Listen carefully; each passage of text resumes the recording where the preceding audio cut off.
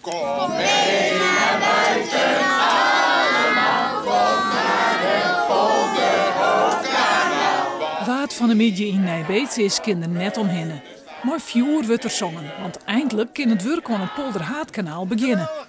Dat is een initiatief van Plaatsenbelang Nijbeets. Die waren heel erg blij dat de opening eigenlijk een feit werd.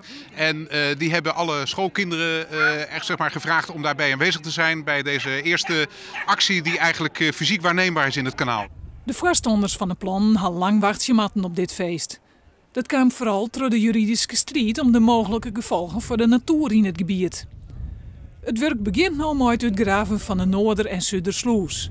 Maar ook achter de schermen wordt het werken. Dat we nu niet meteen moeten veronderstellen dat er enorme graafmachines straks in dat kanaal zitten binnen een hele afzienbare tijd. Want er zijn heel veel engineeringswerkzaamheden die gebeuren en die niet zichtbaar zijn. Dus als men nu denkt van nu gebeurt er nu eigenlijk wel wat, dan gebeurt heel veel.